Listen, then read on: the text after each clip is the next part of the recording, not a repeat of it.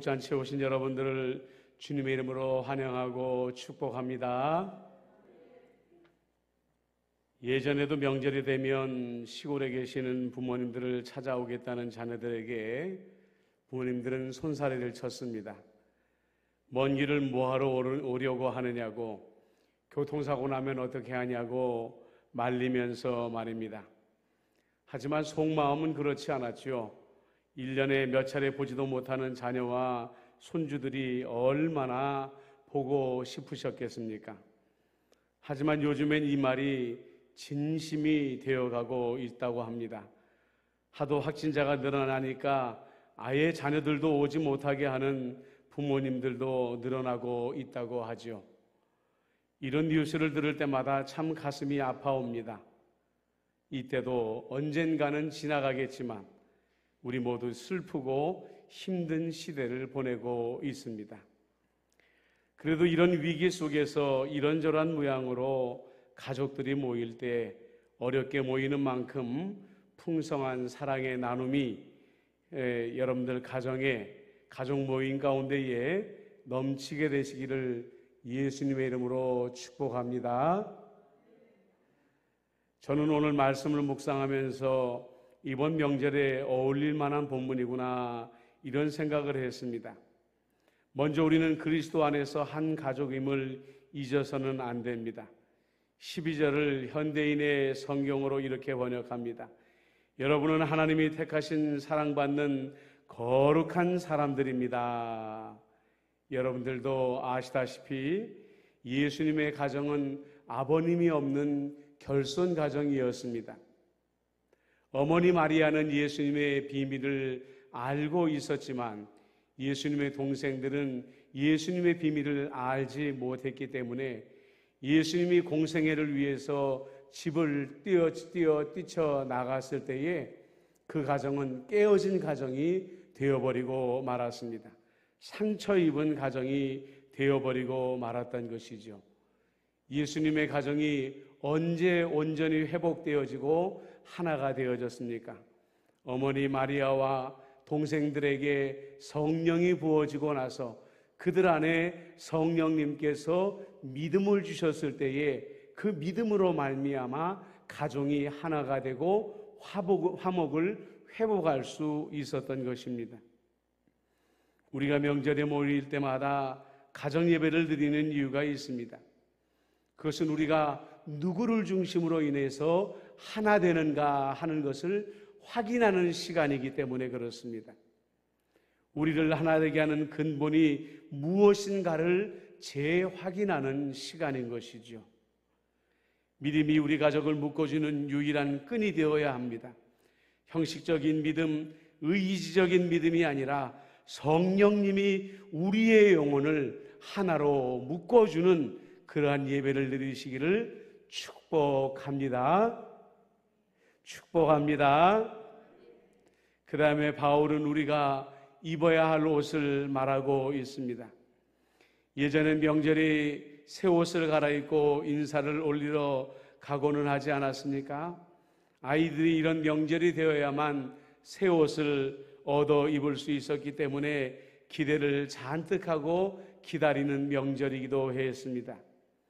바울은 그리스도인들이 입어야 할 새 옷을 긍휼과 자비와 온유와 오래 참음의 옷이라고 말을 하고 있습니다.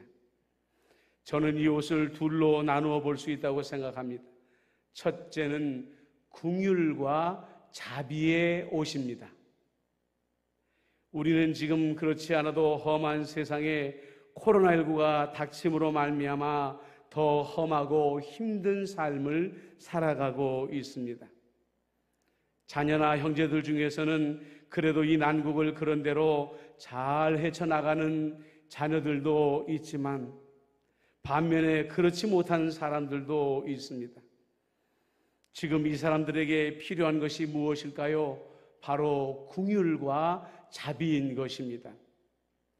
긍휼과 자비는 단지 불쌍히 여기는 마음이 아닙니다. 그 사람의 마음이 되어서 함께 고통을 나누어지는 마음이 바로 긍휼과 자비의 마음인 것입니다. 자비는 그 사람의 마음을 그 사람의 고통을 이해하고 힘이 되어 주는 말이라고 했습니다. 얼마 전에 여러분 하와이의 인사 중에 알로하라는 인사의 뜻을 우리가 나누지 않았습니까?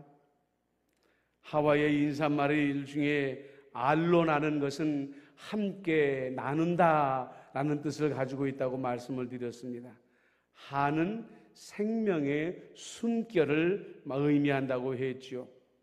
그러니까 알로하라는 인사말은 서로의 기쁨도, 서로의 슬픔도, 서로의 고통도 함께 나누는 아름다운 인사말인 것입니다. 그런데 이 알로하에는 반대말도 있다고 합니다. 그것은 하올레라는 것입니다. 하는 여러분들 생명의 숨결이라고 말을 했죠. 그런데 이 올레라는 것은 무엇이 없다라는 뜻을 가지고 있습니다. 그러니까 생명의 숨결을 나누는 것이 없는 상태가 하올레의 상태인 것입니다. 여러분, 오늘 우리가 살아가는 세상은 알로하의 세상일까요? 아니면 하올라의 세상일까요? 이 세상은 예전보다 소통의 통로가 굉장히 많아지고 굉장히 다양해졌습니다. 그런데 한 사람 한 사람 살아가는 모습들을 보면 알로하의 상태가 아니라 하올레의 상태에 더 가깝다고 우리는 말할 수가 있습니다. 사람들마다 가면을 쓰고 자신의 진심을 알리려고 하지 않습니다. 다른 사람들도 마음에 여유가 없기 때문에 다른 사람들의 기쁨이나 다른 사람들의 슬픔이나 다른 사람들의 고통을 나누려고 하지를 않습니다. 여러분의 가정과 교회에 알로하의 정신이 살아나야 합니다. 생명의 숨결을 함께 나누는 곳이 되어야 된다는 것이죠. 이것이 바로 바울이 말하는 긍휼과 자비의 마음인 것입니다.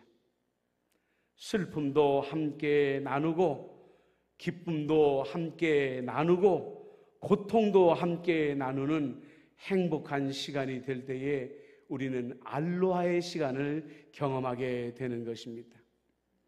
여러분, 우리가 하와이에 와 있다고 생각을 하고 우리의 마음의 즐거움도 기쁨도 슬픔도 고통도 함께 나누기를 원합니다 하는 마음으로 우리 한번 이 시간에 옆에 있는 사람들과 알로하라고 인사 한번 나눠볼까요? 시작. 알로하, 알로하. 그렇습니다. 알로하. 여러분의 가정은 하올레의 가정이 아니라 알로하의 가정, 자비와 긍휼이 넘쳐나는 가정이 되어지시기를 우리 예수님의 이름으로 축복합니다. 두 번째는 온유와 오래 참음의 옷입니다. 우리가 얼마 전에 성령의 9가지 열매를 공부하지 않았습니까? 오늘은 그것을 좀 복습해보는 시간이 되어야 될 것 같습니다. 온유는 마음이 부드럽고 행동이 친절하다라는 기본적인 뜻을 가지고 있습니다. 그런데 한 걸음 더 들어가서 이 온유라는 마음은 얼마나 대단한 마음인지 몰라요. 고통이나 억울함, 심지어 굴욕 속에서도 내면의 부드러운 심령을 견지하고 겸손히 참아내는 그 마음이 온유의 마음이다라는 것입니다. 까닭도 없이 사람들이 비난하고 공격하고 모욕을 주고 참담한 상황 가운데 있으면서도 불구하고 그것을 부드러운 마음으로 참아내는 것이 바로 온유라는 것입니다. 오래 참음에 해당하는 헬라어 마크로 디메오는 단순히 오래 참는다라는 뜻을 가지고 있는 것이 아닙니다. 분노를 멀리 둔다라는 것입니다. 화를 가라앉힌다라는 뜻을 가지고 있는 것이 오래 참는다라는 것이죠. 누군가 내 마음을 격동시킬 때에 이 격동이 일어나는 마음을 내 마음에 가둬두는 것이 아니라 멀리 내쫓아 버리는 것입니다. 그 분노에 사로잡히지 않는 상태가 오래 참음의 상태라는 거예요. 격동이 치고 올라와서 내 목까지 치고 올라와서 나도 뭔가 말하고 싶을 때 그 마음을 내 마음에서 깊이 내리눌러 버리는 것이 오래 참음이라는 거예요.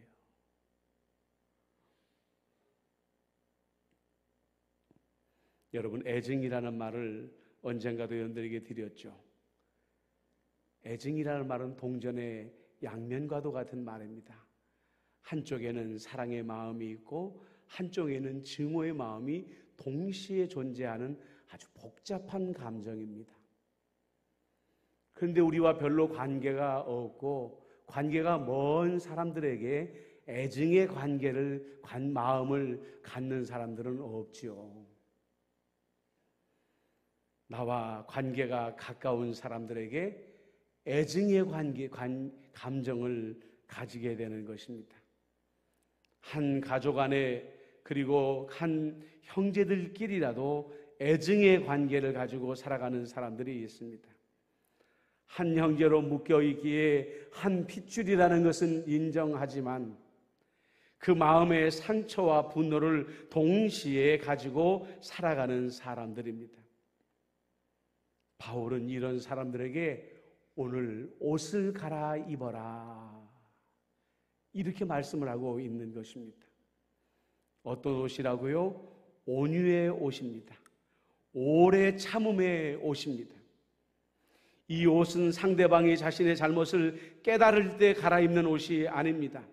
온유의 마음은 여전히 억울하고 굴욕을 겪으면서도 상대방에게 부드러운 마음을 갖는 것이라고 하지 않았습니까?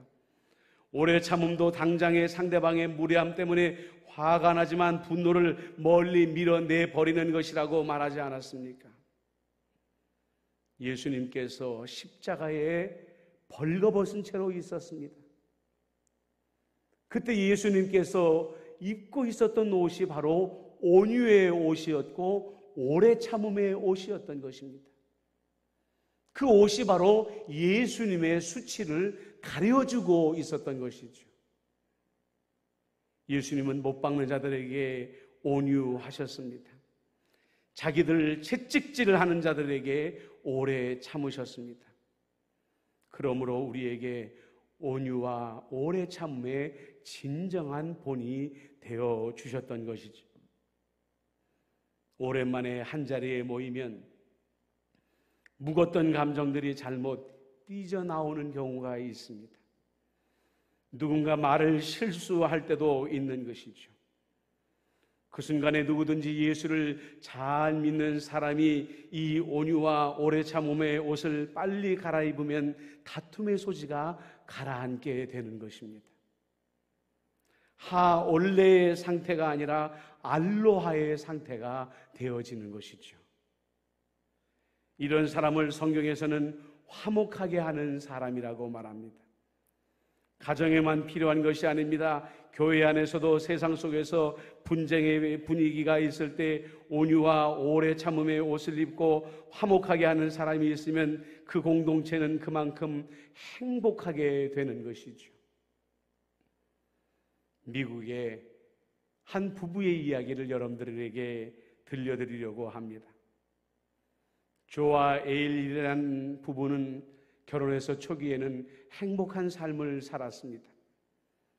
그런데 시절이 지나가면서 결혼 생활이 평탄치 않게 되었습니다.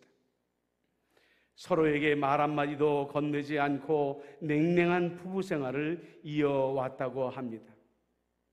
그런데 어느 날 아내 에일린이 몸에 이상을 느껴서 병원에 가서 검사를 받았는데 그 진단 결과가 암이라는 결과를 받고 돌아오게 되었습니다. 에일린은 눈물을 흘리면서 남편에게 자기의 암이라는 사실을 밝히며 이렇게 고백을 했다고 합니다. 돌아보면 당신은 나를 참 많이 사랑해 주었습니다. 만약에 내가 죽으면 꼭 재혼을 해서 내게 못다한 사랑을 그 여자에게 해주세요.